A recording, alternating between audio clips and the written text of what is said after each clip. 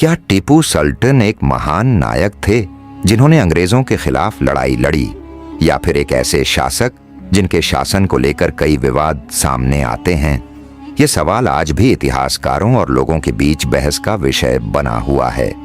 18वीं सदी के भारत में जब ब्रिटिश ईस्ट इंडिया कंपनी धीरे धीरे अपने पैर जमा रही थी, उस समय दक्षिण भारत में मैसूर का एक शक्तिशाली राज्य उभर रहा था।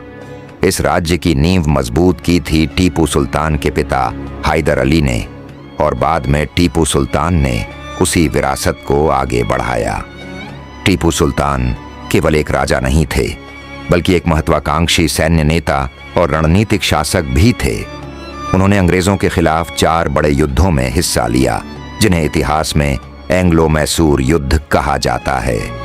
उस समय जब कई भारतीय रियासतें अंग्रेजों से समझौते कर रही थीं, टीपू सुल्तान उन गिने चुने शासकों में से थे जिन्होंने खुलकर ब्रिटिश विस्तारवाद का विरोध किया।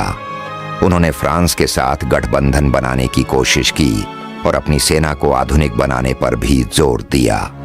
इतिहासकार बताते हैं कि उन्होंने युद्ध में रॉकेट तकनीक का इस्तेमाल किया, जो उस समय के लिए एक बेहद उन्नत सैन्य नवाचार माना जाता था।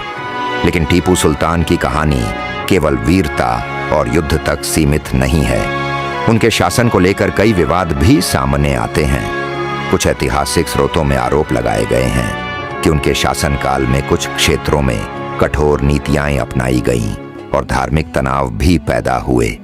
इसी वजह से कुछ लोग उन्हें एक कठोर और विवादित शासक के रूप में देखते हैं। वहीं दूसरी ओर कई इतिहासकार यह भी बताते हैं कि उन्होंने अपने राज्य में प्रशासनिक सुधार किए, कृषि और व्यापार को बढ़ावा दिया और मैसूर को आर्थिक रूप से मजबूत बनाने की कोशिश की। उन्होंने विदेशी व्यापार को प्रोत्साहित किया, नए उद्योग स्थापित किए और अपने राज्य को एक संगठित और शक्तिशाली प्रशासनिक ढांचे में बदलने का प्रयास किया। 1799 में चौथे एंग्लो मैसूर युद्ध के दौरान श्रीरंगपट्टनम की लड़ाई में टीपू सुल्तान मारे गए। उनकी मृत्यु के साथ ही दक्षिण भारत में ब्रिटिश प्रभाव और मजबूत हो गया। लेकिन उनकी मृत्यु के बाद भी उनकी छवि को लेकर बहस खत्म नहीं हुई। कुछ लोगों के लिए टीपू सुल्तान वह शासक हैं जिन्होंने अंग्रेजों के खिलाफ अंतिम सांस तक संघर्ष किया, और इसलिए उन्हें एक स्वतंत्रता सेनानी के रूप में देखा जाता है। वहीं कुछ लोग उनके शासन के विवादित पहलुओं को सामने रखते हैं और उन्हें आलोचनात्मक दृष्टि से देखते हैं। इसीलिए इतिहास में टीपू सुल्तान को समझना इतना आसान नहीं है।